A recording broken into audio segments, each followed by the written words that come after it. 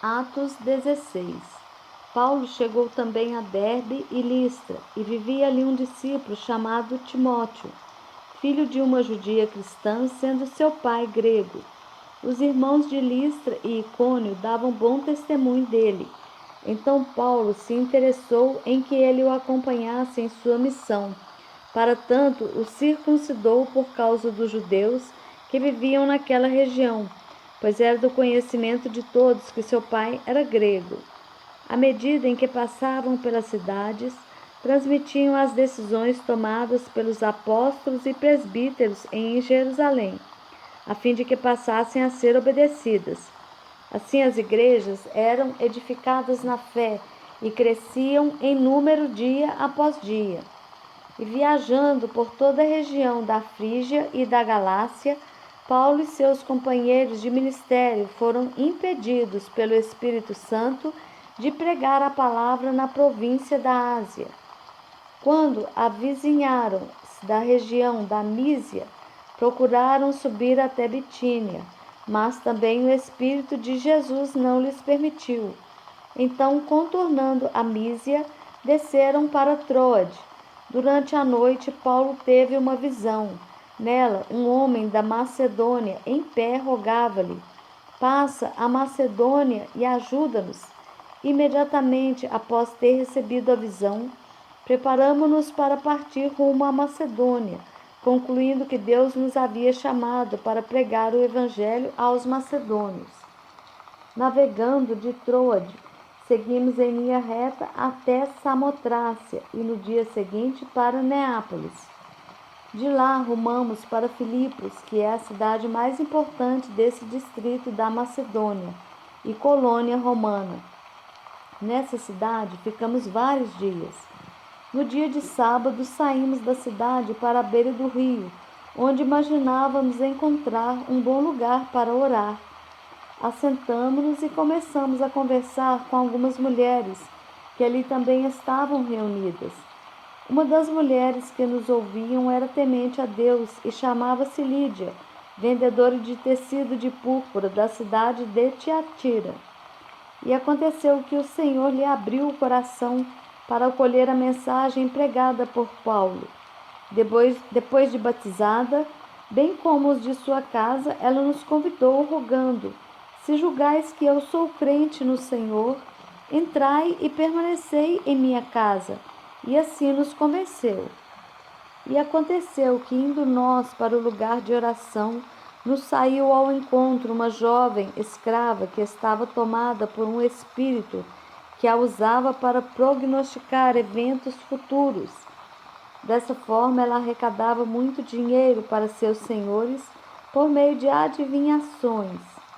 Seguindo a Paulo e a nós, vinha essa moça gritando diante de todos: estes homens são servos do Deus Altíssimo e vos anunciam o caminho da salvação. E ela insistiu em agir assim por vários dias. Finalmente, Paulo irritou-se com aquela atitude e, dirigindo-se ao Espírito, o repreendeu, exclamando: ordeno a ti, em nome de Jesus Cristo, retira-te dela. E ele, naquele mesmo instante, saiu. Percebendo que a sua esperança de lucro havia se esgotado, os proprietários da escrava agarraram Paulo e Silas e os arrastaram para a praça principal diante das autoridades. E, apresentando-os aos magistrados locais, os acusaram, afirmando: estes homens, sendo judeus, perturbam a nossa cidade, pregando costumes que a nós, romanos, não é lícito acatar e tampouco praticar. Então uma multidão unânime os atacou e os magistrados, rasgando-lhes as roupas, ordenaram que fossem açoitados com varas. Depois de tê-los espancado muito, os jogaram na prisão, recomendando ao carcereiro que os vigiasse com toda atenção. Havendo recebido tais ordens expressas, ele os lançou no cárcere interior e lhes prendeu os pés no tronco. Por volta da meia-noite, Paulo e Silas estavam orando e entoando hinos de louvor a Deus, enquanto os demais presos os ouviam. De repente, aconteceu um terremoto tão violento que os alicerces da prisão foram abalados.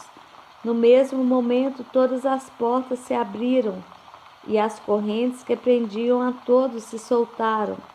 O carcereiro despertou do sono e, vendo abertas as portas do cárcere, desembainhou sua espada a fim de se matar, pois concluíra que os presos todos houvessem escapado. No entanto, Paulo gritou: Não te faças isso, eis que estamos todos aqui. Então o carcereiro pediu luz.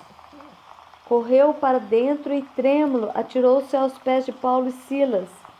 Em seguida, conduzindo-os para fora, rogou-lhes: Senhores, o que preciso fazer para ser salvo? Eles prontamente lhe afirmaram: Crê no Senhor Jesus e assim serás salvo, tu e os de tua casa. E lhe ministraram a palavra de Deus, bem como a todos de sua casa.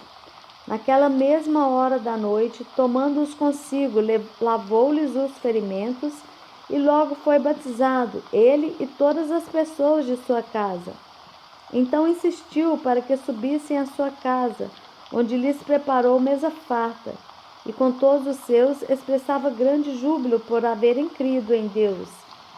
Logo que amanheceu, os magistrados mandaram oficiais de justiça ao carcereiro com a seguinte ordem: Põe aqueles homens em liberdade. Então o carcereiro informou a Paulo: Os magistrados despacharam ordem para que sejais soltos. No entanto, Paulo lhe afirmou: Sendo nós cidadãos romanos, açoitaram-nos diante do povo sem processo condenatório formal e nos atiraram ao cárcere. Agora, porém, querem que saiamos sem que ninguém nos veja? De modo algum. Que eles venham e pessoalmente nos proclamem livres da condenação. E os soldados levaram essa reivindicação aos magistrados, os quais, ao saber que Paulo e Silas eram romanos, ficaram apavorados. Então foram ter com eles e lhes suplicaram desculpas, e, conduzindo-os para fora da prisão, rogaram que se retirassem da cidade. Assim que deixaram a prisão, foram à casa de Lídia, onde se encontraram com os irmãos e os encorajaram. Depois seguiram viagem.